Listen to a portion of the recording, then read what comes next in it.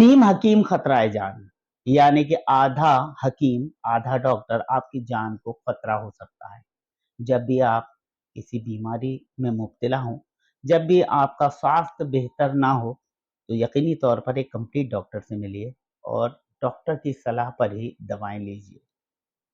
सबसे बड़ी बात होती है उन महिलाओं के लिए जो वर्किंग होती हैं, सबसे बड़ी बात होती है एनसीआर की भाग-दौड़ भरी ज़िंदगी में अपना परिवार चलाना और साथ में ही अपनी जॉब, अपना करियर, अपने फ्यूचर को भी नज़रअंदाज ना करना। यह एक बड़ी चुनौती है। हमारे साथ हैं डॉक्टर वाणीपुरी रावत जी, जो अध्यक्ष हैं एमआईए की और एक बहुत वरिष्ठ डॉक्टर हैं। आइए जानते हैं क्योंकि महिला हैं, तो ये महिलाओं के स्वास्थ्य के प्रति बेहद सजग और सतर्क रहती हैं। आइए जानते हैं डॉक्टर साहिबा से कि किस तरह से एनसीआर दिल्ली की वर्किंग महिलाएँ अपने स्वास्थ्य का ख़्याल रख सकती हैं और उन्हें क्या करना चाहिए और उनके साथ क्या आमतौर पर प्रॉब्लम्स आती हैं? जी डॉक्टर। सही जी, थैंक यू। आपने ये सवाल पूछा और ये सवाल आई थिंक बहुत इम्पोर्टेंट है कि महिलाएं अपना ख्याल कैसे रखें। जैसे कि हम जानते हैं कि महिलाएं जो होती हैं धुरी होती हैं पूरी फैमिली की, यस। यानी कि all the family that revolves around them, है ना? उन्हीं की चारों तरफ वो पूरी फैमिली होती है। यदि महिला को कुछ होता है तो यानी कि सारी फैमिली उससे ग्रसित होती है, उससे अफेक्ट डिस्टर्ब हो होती है, जाती है। डिस्टर्ब हो जाती है। तो इम्पॉर्टेंट ये है कि अगर हम महिलाओं को ठीक रखें तो पूरी फैमिली ठीक रहेगी, राइट? तो महिलाओं की कैसे हेल्थ हम कॉन्शियस हो, महिलाएं अपने आप में ही कॉन्शियस होनी चाहिए कि how healthy we are, healthy not by physical body, यानी कि हमारी जो ये शरीर है उसी से हमें हेल्दी नहीं रहना है, हमें मानसिक रूप से भी, स्पिरिचुअल रूप से भी हेल्दी रहना है। हाँ। तो सबसे पहले मैं अपनी बहनों को ये कहना चाहूँगी कि जब भी वो सुबह-सुबह उठें तो सबसे पहले पॉजिटिव थॉट लें कि today is my day, this great. Day is a great day for me, जो मैं चाहूँगी वही होगा, वाह! राइट? उसके बाद ईश्वर का धन्यवाद करें क्योंकि हमने कोरोना में देखा है कि कुछ लोग, कितने जी, लोग तो जी, उठते ही जी, नहीं थे। जी, जी। तो इस ज़िंदगी का धन्यवाद करें, इस पूरे संसार का धन्यवाद करें क्योंकि छोटी-छोटी चीज़ें भी बहुत इम्पोर्टेंट होती जी हैं। मैम। और ग्रैटिट्यूड की फीलिंग, धन्यवाद की फीलिंग, आई थिंक ये यूनिवर्स को जब जाती है तो यूनिवर्स हमें वही देता है, ओके। राइट? Yes, yes. तो सबसे पहले ग्रैटिट्यूड पे करें और उसके बाद धरती माता को नमस्कार करके अपना दिन स्टार्ट करें। अपना बच्चों को हड़बड़ी में ना करें, मतलब पहले 2 मिनट रुकें, शांति से सोचें, पॉज़िटिव थॉट लाएँ, थोड़ा-सा मेडिटेट करें, थोड़ा-सा भगवान का जो भी ईश्वर को, जो भी जी, भगवान जी को, मैम। जो भी खुदा को याद करना चाहें, जी। उसके बाद अपना जो दिन स्टार्ट करें, हपड़-तपड़ ना करें। पहले से ही प्लान करके रखें कि उन्हें क्या ब्रेकफ़ास्ट में बनाना है क्योंकि आपने बोला कामकाजी महिला, जी, जी। यानी कि उन्हें घर का भी काम करना है और उनको बाहर का भी काम जी करना है। मैम। और डेफ़िनेटली हम देख रहे हैं इतना कॉम्पिटिशन हो रहा है, तो हमें कॉम्पिटिशन दूसरों से नहीं करना है पहली बात, वाह! हमें कॉम्पिटिशन अपने आप से करना है, कि हम 1 साल पहले क्या थे और इस आगे 1 साल में हमारे क्या एंडेवर्स हैं, हमारी क्या प्लानिंग है, ये हमें क्लियर होना चाहिए। हमें क्या काम घर पे करना है, ये हमें क्लियर होना चाहिए। कहते हैं well planned is half done. तो आप प्लानिंग करके चलें सारे दिन को, बहुत ईज़िली सारे काम हो जाएँगे। हपड़-तपड़ ना करें, बिल्कुल आराम से किसे कहते हैं माइंडफुलनेस, यानी कि जो भी आप काम कर रहे हैं, उसके अंदर आपका माइंड होना चाहिए। ये नहीं है कि आप काम कुछ और मतलब कर पूरा रहे हैं। कंसंट्रेशन होना हाँ, आप चाहिए बस। देखिए आजकल मेरे पास महिलाएँ आती हैं, जी, जी। इवन प्रेग्नेंसी वाली भी आती हैं, हुँ, किसी का हुँ। यहाँ से हाथ जला हुआ है, किसी का हाँ। कुछ। अरे माइंडफुलनेस नहीं है ना, हाँ, क्योंकि जो हाँ, आप हाँ। काम कर रहे हो उसमें आप टोटली, एकाग्रचित्त नहीं है। यस, उसमें आप टोटली इन्वॉल्व्ड नहीं हो। ओके, ओके, तो ओके। इसमें ये भी इम्पोर्टेंट है कि जो आप काम करें, क्योंकि महिलाएँ यूजुअली मल्टीटास्किंग होती हैं। हुँ, हुँ। ये भी करना है, किचन में भी देखना है, बच्चों को भी देख लेते हैं, कल क्या करना है ना? ऑफ़िस में क्या करना है? They think all the things at one अच्छा, टाइम। अगर डॉक्टर साहब हम बात करें कि शारीरिक प्रॉब्लम यानी बीमारियों की या जी। शारीरिक चुनौतियों की, तो किस तरह की कामकाजी महिलाओं के साथ किस तरह की फ़िज़िकल प्रॉब्लम्स आती हैं? फिज़िकल प्रॉब्लम्स ये आती है टायर्डनेस की। हुँ, हमको बहुत थकान महसूस होती है, हुँ। वेल-बीइंग महसूस नहीं होता। मतलब सो भी जाते हैं, उसके बाद भी नींद आने के बाद भी, पूरी साउंड स्लीप के बाद भी उन्हें ऐसा लगता है कि थकावट है। हुँ, तो बेसिकली न्यूट्रिशन, इम्पोर्टेंट है न्यूट्रिशन। न्यूट्रिशन की बात करें तो आप एक बैलेंस्ड डाइट खाएँ जिसमें हुँ। कार्बोहाइड्रेट, प्रोटीन्स और फैट्स की एक मात्रा जो निश्चित की गई है एक एडल्ट के लिए वो होनी चाहिए, है ना?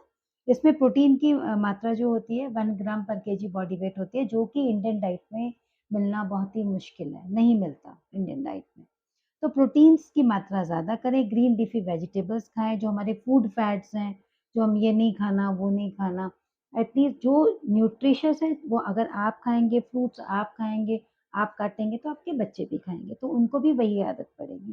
तो बेसिकली एक तो न्यूट्रिशन ठीक रखें, मेंटल स्ट्रेस कम से कम रखें, 5 मिनट मेडिटेशन करें, डेली व्यायाम करें, चाहे आप कितने भी बिज़ी हों, एटलीस्ट 30 मिनट्स वॉक या 30 मिनट्स ब्रिस्क वॉक या जिम या फिर आप पिलाते या कोई भी, जो भी जिसमें आप जो कंसिस्टेंटली कर सकते हैं, जो आप रोज़-रोज़ कर सकते हैं, जिसको आप करके बोर ना हों। तो वो आपको एक फिज़िकल मेंटल वेल-बीइंग प्रदान करेगा क्योंकि हम ये भूल चुके हैं। वी ऑलवेज़ सी से हम तो बहुत बिज़ी हैं, हमारे पास टाइम नहीं है जिम जाने का, हमारे पास टाइम नहीं है वर्जिश करने का, हमारे पास टाइम नहीं है 5 मिनट मेडिटेशन करने का भी, हमारे पास 5 मिनट भगवान का नाम लेने का भी टाइम नहीं है। तो अगर हम टाइम निकालेंगे और उसको मैनेज करेंगे अपने टाइम को और दिन की शुरुआत ही अच्छी तरीके से करेंगे तो I think a positive think कहते हैं ना कि where the attention goes the energy flows. तो जहाँ आप अटेंशन रखेंगे वहीं पे आपकी जो एनर्जी है वो फ्लो करेगी। तो it is very important to take care of your own mental and physical health. अच्छा डॉक्टर साहब, जी अच्छा मैम, अगर बात करें आईएमए की, जी आईएमए एक बेहद प्रतिष्ठित संस्थान है जी और doctor is second God, doctor दूसरा खुदा होता है। सेवा भाव भी है, लेकिन बिज़नेस भी है। जी सेवा भाव भी है, लेकिन निजी फ़ायदे भी हैं। बिल्कुल। कहते हैं कोरोना में किसी ने सेवा की, बहुत सेवा की और किसी ने आपदा में भी अवसर ढूँढ लिया। तो आपका कैसा एक्सपीरियंस है और आईएमए के क्या लक्ष्य हैं, आपके निजी क्या लक्ष्य हैं और आप किस उद्देश्य के साथ आईएमए के अध्यक्ष पद पर विराजमान हुई हैं? देखिए इंडियन मेडिकल एसोसिएशन एक बहुत बड़ी एसोसिएशन है और इस ये एसोसिएशन इंडियन मेडिकल एसोसिएशन मैं गर्व के साथ कहती हूँ कि जो अब आप हमारे जो नेशनल प्रेसिडेंट हैं आईएमए के वो भी गाज़ियाबाद को बिलॉन्ग करते हैं, डॉक्टर शरद कुमार अग्रवाल सर। और जो हमारे राज्य की जो सचिव हैं वो डॉक्टर बीबी जिंदल सर हैं, वो भी गाज़ियाबाद को बिलॉन्ग करते हैं। और मैंने अभी-अभी प्रेज़िडेंट का भार सँभाला है यहाँ का और मैं आईएमए यूपी में भी हूँ। तो आईएमए क्या करती है? आईएमए अपने परिवारजनों के लिए करती है, जो-जो डॉक्टर्स हैं उनके अच्छे के लिए, उनकी हेल्थ के लिए, उनके सारी चीज़ों का ध्यान रखती है प्लस सोसाइटी के लिए। तो हम लोग काफ़ी चीज़ें करते हैं सोसाइटी के लिए, जैसे आपने बच्चों के लिए बोला, तो हम लोग अंडर प्रिविलेज बच्चों को जाके स्कूल्स में उनको सिखाते हैं, बेसिकली हाइजीन और मेंस्ट्रुअल प्रॉब्लम्स जिन बच्चों को है, जिसके बारे में लोग बात नहीं करते हैं, जी। जिसके बारे में एडोलेसेंट हेल्थ के बारे में हम लोग कई बार बात कर चुके हैं, है ना? तो ये सारे इश्यूज़ उठाते हैं, मदर्स के बारे में जो एनीमिया है, एंटीनेटल प्रॉब्लम है, जो प्रेगनेंसी वाले पेशेंट्स हैं उनको, बाकी जितने भी जैसे ट्यूबरकुलोसिस है अभी डब्ल्यूएचओ बहुत काम कर रहा है, इंडिया की गवर्नमेंट भी बहुत काम करे, गवर्नमेंट बहुत काम करे इस सेक्टर में। तो हमारा जो उद्देश्य होता है, जो बाकी टीम्स ने भी किया है, वो हम वही करेंगे कि जो गवर्नमेंट के साथ जो मिलके जो प्रोग्राम्स हैं, उनके साथ हम हाथ से हाथ मिला के चलते हैं। बाकी सारे प्रोग्राम जो भी सोसाइटी के हित में होते हैं, वो करते हैं। आपने कोरोना की बात की, तो मैं उसी दोनों टाइम में सेक्रेटरी थी आईएमए की जब कोरोना चल रहा था। एक बार डॉक्टर वीवी जिंदल सर थे जो कि अध्यक्ष थे उस टाइम पे और डॉक्टर आशीष अग्रवाल थे और वो खुद चेस्ट स्पेशलिस्ट हैं। हुँ। कितनी जानें उन्होंने बचाई हैं डॉक्टर आशीष अग्रवाल सर ने। तो मैं आपको ये बताना चाहूँगी कि डॉक्टर्स भी उनके अंदर भी हृदय होता है। वो भी लोगों को ऐसे नहीं देख सकते। कोरोना में आपने देखा है बहुत ज़्यादा। कितने लोग रोज़ जो है खुदा को प्यारे हो जाते थे, भगवान को प्यारे हो जाते थे। और ऐसा देखना भी कई बार बहुत मुश्किल हो बहुत जाता है, पेनफुल था, बहुत पेनफुल बेहद था। पेनफुल था। आप उसे ट्रीट कर रहे हो, जैसे मैं डॉक्टर आशीष की बात करूँ तो मैं एक दिन बोला सर आप फ़ोन नहीं उठा रहे हैं किसी का, तो मेरा फ़ोन उठा लेते थे क्योंकि कभी-कभी कोई इमरजेंसी किसी मरीज़ को कोई दिक्कत होती थी या कोई हुँ। डॉक्टर ही होता था, यस, यस। तो उसको दिक्कत होती थी तो मेरा फ़ोन उठा लेते। तो उन्होंने बोला वाणी मैं ना बहुत परेशान हूँ आज क्योंकि एक लेडी है जो कि बहुत कम उम्र की है, वो मुझे कह रही है डॉक्टर साहब मुझे आप ठीक कर दीजिए, मेरे 2 छोटे-छोटे बच्चे हैं। तो आप ये देखिए कि जब हम पेशेंट्स को ट्रीट करते हैं और ऐसे महामारी जो कि एपिडेमिक छाया हुआ था उस टाइम पे, और हार्डली किसी को बेड मिल रहे थे, हार्डली किसी को ऑक्सीजन मिल रही यस, थी। Yes, yes. जी, तो उस टाइम पे अपने मानसिक रूप को भी मतलब उसमें ना मतलब एज़ अ थर्ड पर्सन बन के देखना पड़ता था हमें, क्योंकि दुःख तो आदमी को होता है, it is hmm, human nature. आप दूसरे आदमी को दुःख में देखेंगे तो दुःख तो आपको भी होगा। होगा। उसमें एक डॉक्टर की भी जो मानसिक स्थिति होती है वो खराब हो जाती है। जब आप हुँ, इतने लोगों को देखते हैं कि लाशें ही लाशें निकल रही हैं आपकी, तो इंसान है आखिर। डिस्टर्ब हो जाता डिस्टर्ब तो माइंड। डॉक्टर्स भी हो जाते हैं, बट उसके बावजूद भी वो लोग पूरे रात दिन भर उस पीपीई किट में काम करते थे, है ना?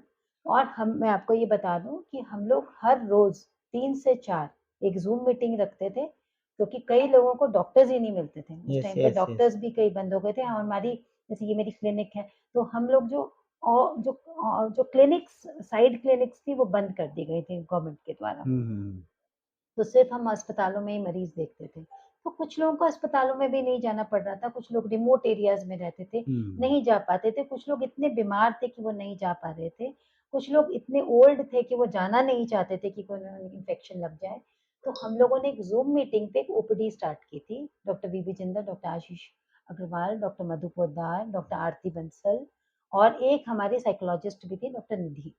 तो इन लोगों ने बहुत काम किया है और उसको कोऑर्डिनेट मैं और डॉक्टर जिंदल करते थे, और मतलब हर तरीके के मरीज आते थे वहाँ पे, और that was a very good help to the हुँ। सोसाइटी, बिकॉज़ उस टाइम पे हर जगह नुक्कड़-नुक्कड़ पे डॉक्टर्स नहीं बैठा करते थे, बिकॉज़ डॉक्टर्स को उतना भी वो था, कुछ लोगों ने बंद कर दी थी और ओपीडीज़ तो खुली ही नहीं थी, और हुँ, हॉस्पिटल में जाना इतना ईज़ी नहीं था, कुछ लोग डरते भी थे कि डरते हमें थे, डरते। हॉस्पिटल से ही तो नहीं इन्फेक्शन लग यस, जाएगा, यस, आज हम यस। ठीक हैं, कल को हम ठीक रहेंगे या नहीं। हुँ, तो मेरे ख्याल से देखिए हुँ। Black sheeps are always there.